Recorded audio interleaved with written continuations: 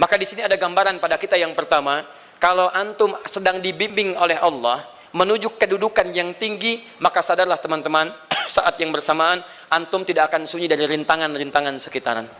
Catat itu baik-baik. Anda kedudukan biasa, naik luar biasa, maka hambatannya itu akan semakin meningkat, tidak sama dengan sebelumnya.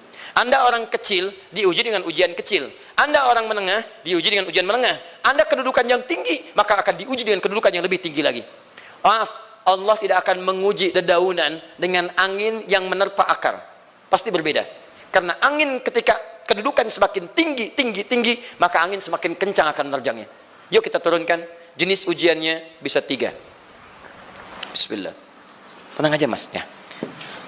Antum lihat aja, tulis ya, biar saya ngapus, insyaallah. Perhatikan baik-baik, sini. Kedudukan bersanding dengan ujian.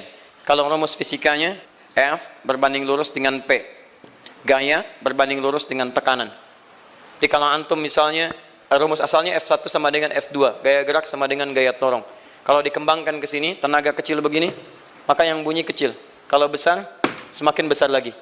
Nah, memahami rumus ini, F sama dengan P. F berbanding lurus dengan tekanan. Ada gaya tekanan juga yang cukup kuat. Ketika antum pukul kencang, suara kencang. Tapi ini lebih sakit kan? Tekanannya lebih kuat. Itu agak berbeda. Itu dalam persepsi positif. Dalam persepsi negatif juga bisa. Gaya berbanding lurus dengan tekanan. Semakin orang banyak gaya, semakin tertekan hidupnya. Ya? Tanya. Sekarang lihat sini. Rumus ini kalau kita turunkan lewat ayat, am hasibtum an tadkhulul jannata. Apakah Anda akan duga begitu mudah masuk surga? Walamma ya'tikum matalul ladzina khalau min qablikum. Sementara Allah belum menguji Anda seperti orang dulu yang dijamin surga mendapati ujian. Apa jenis ujiannya? Ini manhaj hidup kita dan kita berhenti di sini. Maaf, saya mungkin hanya 5 ayat dulu untuk hari ini ya. Massathumul ba'sa. Ujian pertama disebut dengan ba'sun. Jamaknya ba'sa. Ba'sa. Ini masih ringan. Misal, jarang ke masjid, sekarang mulai ke masjid. Begitu antum ke masjid, Allah kasih ujian sesuai dengan kadar niat antum. Kasih hujan gerimis. Ke masjid gak? Itu ba'sun. Begitu antum ke masjid, orang Arab katakan, nazil matar. Turun hujan. La ba's, la ba'sa, la ba'sa. Gak ada masalah. La ba'sa, tidak ada masalah. Serap ke dalam bahasa Indonesia lewat labas. Labas lewat. Ringan. Berarti kalau antum diuji dengan yang ringan, maka antum kadarnya masih ringan, akan dinaikkan kepada yang menengah. Akan yang menengah. Hati-hati betul. Kalau antum belum lulus yang di sini, maka antum akan terus sampai di sini, sampai lulus di sini. Sampai lulus. Antum mau berangkat ke masjid gerimis bisa. Tiba-tiba nggak jadi di rumah. Istri antum mengatakan, "Pak, kok nggak ke masjid? Hujan mah kan cuman gerimis, takut teriak, masya Allah." Padahal antum misalnya belum kuat untuk berangkat, maka antum akan terus diuji di sini. Lihat rumusnya, Quran surah kedua ayat 286. La yukallifullahu nafsan illa, Allah tidak akan pernah menguji seorang hamba di luar kadar kemampuannya. Jadi kalau antum masih ujian yang ringan, antum diberikan yang ringan. Antum naik menengah, diberikan yang menengah. Antum naik lagi level tinggi, diberikan ujian yang berat. Menengahnya disebut dengan darrun. Waddarra, dari ba'sun jadi darrun. Jamaknya darra. Sudah menyakiti fisik. Kena fisik. Sudah melukai. Hujannya makin deras. Ya. Kalau dalam kehidupan, yang ini mungkin celaan biasa. Duh, sudah berubah ya. Masya Allah. Sekarang jilbabnya sudah panjang. Masya Allah. Duh, semakin panjang ya. Yang ingin Batman ya. Masya Allah. Udah banyak. Begitu sudah mulai pakai cadar, ninja. Oh, Masya Allah. Darra, sudah nggak enak ke fisik. Darrun. Darrun. Lihat rumusnya ya. Lihat rumusnya baik-baik. Ini lebih menenangkan pada jiwa. Ketika Anda dalam level-level seperti ini artinya Allah sedang menaikkan iman Anda dalam level yang lebih tinggi lagi. Jadi ketika ada celaan menghunjam dalam lisan seseorang, sudah mulai menyakiti, itu sebetulnya pengakuan dari Allah lewat lisan orang itu, bahwa Anda sedang diangkat keimanan pada tingkat yang lebih tinggi. Ada yang mengatakan, kamu kenapa sih pakai jilbab begitu? Yang biasa aja kali. Mah, yang iman biasa sudah banyak. Saya ingin menampilkan keimanan yang luar biasa. Supaya dengan iman itu saya lebih mendoakan mama. Saya menampakkan amalan-amalan. Mudah-mudahan pahalanya bisa buat mama. Masuk dengan bahasa yang baik. Masya Allah. Jadi kalau antum bisa melawan hal-hal demikian dengan bahasa yang indah, itu nyaman kepada jiwa. Kadang-kadang ada kalimat-kalimat yang tidak perlu pakai dalil, teman-teman sekalian. Kembalikan ke sini. Terakhir, wazulzilu zilzal. Zulzilu zilzal. Gempa, goyang. Dia ada ujian yang bisa menggoyangkan diri kita, membuat gempa hati kita. Antum sudah nggak kuat, kadang-kadang jalan sempoyongan, padahal nggak ada gempa di luar, cuman hati kita kayak kena goncangan. Diserang sana, serang sini, nggak bisa tidur, nggak bisa makan, tawarin ini susah, itu susah. Wazulzilu. Bahkan hatta yaqula Rasulullah walladzina amanu ma'ahu mata nasrullah. Sampai-sampai Rasul SAW, bahkan orang-orang beriman, bahkan yang setelahnya bisa mengatakan, kapan ini berakhir? Akan tiba masa Anda mengalami satu situasi sampai Anda mengatakan, kapan berakhirnya yang seperti ini? Serang, serang, serang. Perhatikan, jika Anda berada pada level ini, saya ucapkan selamat kepada Anda. Karena Anda akan diangkat pada kedudukan yang tertinggi di antara sekian ujian yang ada. Zilzal. Artinya Allah akan naikkan Anda pada derajat yang tinggi.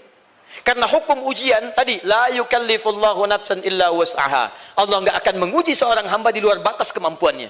Jadi kalau Anda sudah dipandang oleh Allah siap menerima yang ini, maka Anda akan diberikan zilzal. Kalau Anda nggak mampu, Anda hanya akan diberikan darra atau ba'sun. Dimohon maaf, kalau di antara jamaah yang hadir saat ini, Anda merasa sedang punya masalah yang berat, membuat hati Anda goyah, saya ucapkan pada Anda, dari sekian hamba Allah yang ada di muka bumi, cuman Anda yang diberikan itu. Artinya Allah akan mengangkat derajat Anda. Ayo bahagia. Dan yakinlah, bukan orang lain yang dititipkan, Anda yang diberikan. Allah percaya pada Anda, kenapa Anda tidak yakin? Bukan orang lain.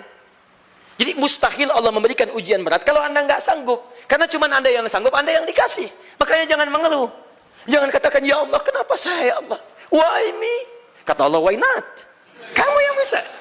Yang lain tidak.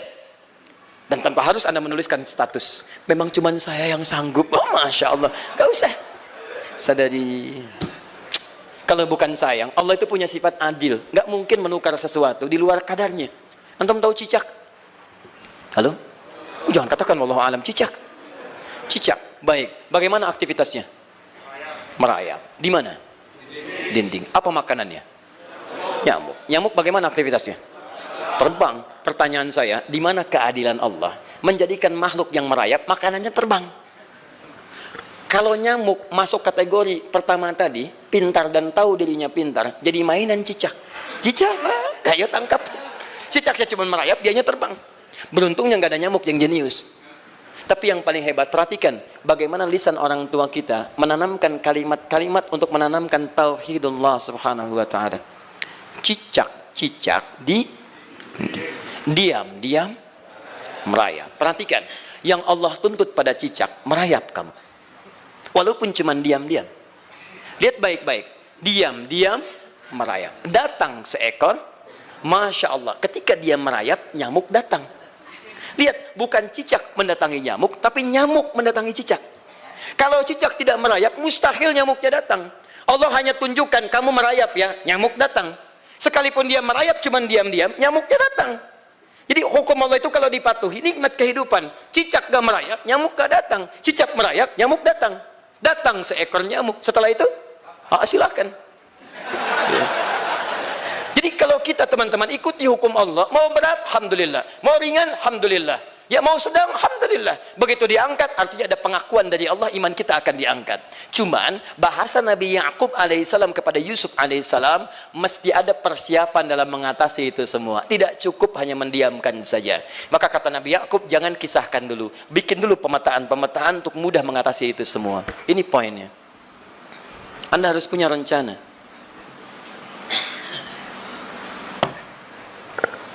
Maka Nabi Ya'qub menyiapkan, bekali dulu ini, siapkan itu. Kalau ambil ke aspek teori untuk kita sekarang, tafsir dari ini untuk menyelesaikan solusi di Quran surah kedua ayat 214 tadi, maka jawabannya ada di Quran surah ketiga ayat 142, paling kiri sebelah atas. Ini kanan sebelah bawah, ini kiri sebelah atas.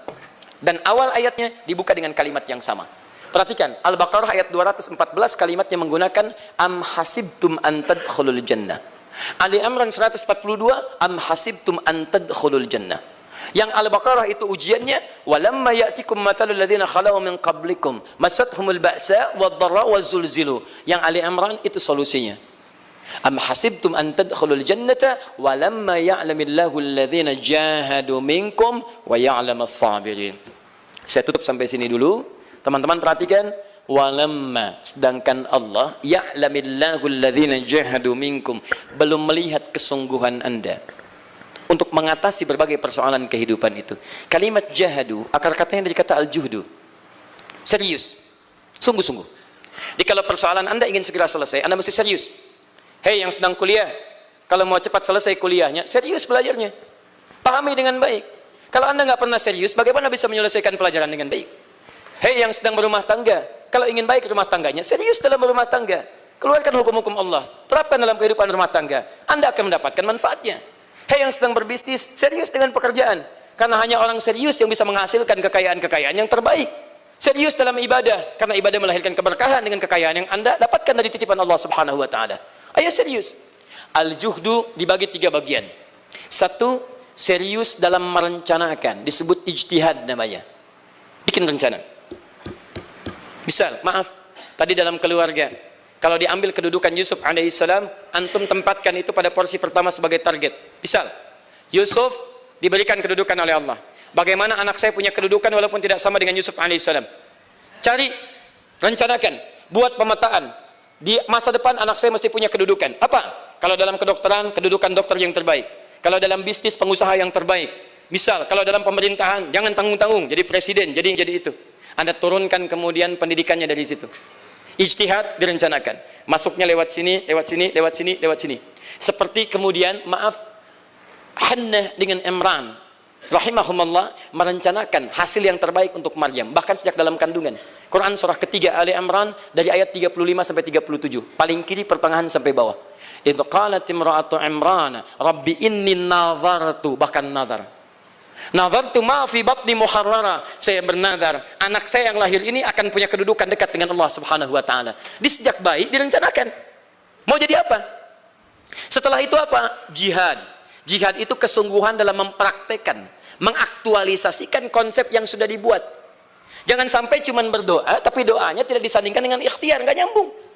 Makanya ketika lahir ada jihad, jihad dengan doa. Falamma wada'at saqalat rabbi inni wada'tuha untha, ayat 36-nya. Wallahu a'lamu bima wada'at wa laysa dzakaru kal untha. Lihat, wa inni sammaituha Maryam wa inni wa'idhuha bika wa dzurriyyataha minasyaitonir rajim. Doa. Setelah berdoa apa? Teruskan. Bagian akhirnya ayat 37-nya. Maaf teman-teman, tidak cukup dengan doa. Karena Maryam masih dekat dengan Allah, punya kedudukan, dia mesti dirawat oleh orang yang paling saleh. Cari Nabi Zakaria, orang saleh. Mesti merawat. Tempatnya mesti netral dari keburukan, bikin mihrab. Jadi tempat dibuatkan, orang soleh merawat, doa dipanjatkan, doa berbanding lurus dengan ikhtiar. Apa yang terjadi? Ayat 37-nya. Fataqabbalaha rabbuha biqabulin hasanin wa ambataha nabatan hasana. Maka Allah Subhanahu wa taala menerima usaha orang tua ini. Doanya diterima, ikhtiarnya diterima. Jadi kalau antum mengambil ayat tadi, diterapkan dalam kehidupan, rencanakan teman-teman sekalian. Anak mau sekolah di mana? Mau jadi apa? Turunkan ke bawahnya. Oh, dia mau jadi dokter, dokter yang hafal Quran, turunkan. Pendidikannya di sini, di sini, di sini, di sini sampai paling kecilnya. Siapa gurunya yang dekat dengan Allah? Sekolahnya yang menjauhkan dari hal-hal keburukan. Sampai satpamnya soleh, security-nya soleh, koperasinya orang-orang soleh, gurunya orang-orang soleh. Hadirkan. Kalau ikhtiarnya sudah nyambung dengan doa, maka fataqabbalallah, qabbalallah. Taqabbalaha rabbuha. Diterima Maryam, antum diterima. Di kadang-kadang yang nggak nyambung nih begini, doanya nggak nyambung dengan ikhtiar, itu masalahnya. Ya Allah mohon ya Rabb, jadikan anak saya rajin sholat, hafal Al-Quran, tapi ditempatkan di sekolah yang tidak pernah mengajarkan sholat, gak nyambung. Ditempatkan di tempat yang tidak pernah mengajarkan Quran, tidak nyambung. Gak ada kesamaan di situ. Maka Nabi Ya'qub alaihissalam memberikan gambaran kepada anaknya, nak, kamu akan punya kedudukan begini, hati-hati, setiap ada kedudukan akan ada rintangan, kamu harus punya rencana untuk merencanakan solusi-solusi terbaik untuk itu.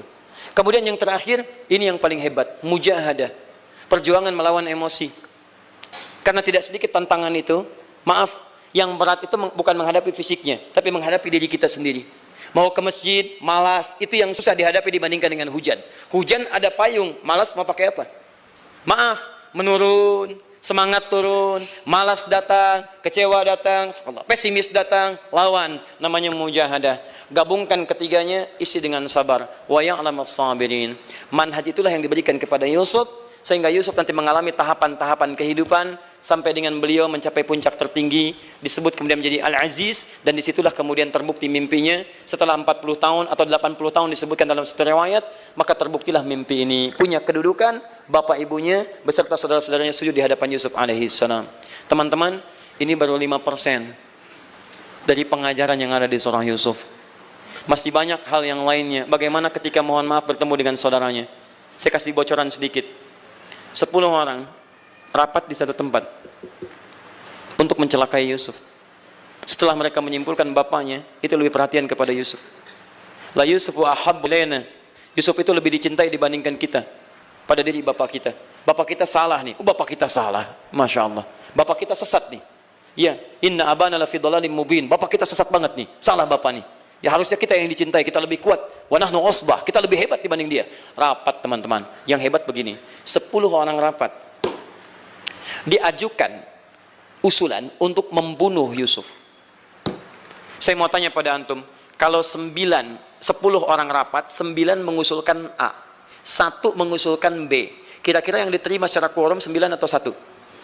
9. Ini bisa tertukar. Tertukar. Pembunuhan diusulkan, 9 orang condong, 1 orang mengusulkan la taqtulu Yusuf, jangan bunuh Yusuf, alqihi fi ghayabatil jubbi yaltaqithu ba'd as-sayyarah, cukup lemparkan dia ke tempat gelap, kemudian di tempat itu akan lewat para kafilah, dia diambil dan menjauh dari kita. Yang penting kan Yusufnya nggak ada, supaya dosa kita nggak berat-berat amat. Yusufnya ambil, itu kan tujuan kita. Lihat baik-baik, biasanya setan kalau sedang melakukan sesuatu itu nggak akan nanggung, nodong bisa pembunuhan, lempar bisa perampokan. Tapi ini yang aneh, kenapa 9 orang yang untuk membunuh itu tiba-tiba belok menyepakati rencana yang pertama? Yang 1 orang, 9 orang, 10 orang rapat, 9 punya A, tiba-tiba yang 9 berpindah kepada yang B yang cuma 1 orang. Kenapa bisa terjadi? Ada rahasia di situ. Kapan rahasianya? Kapan-kapan kita bahas.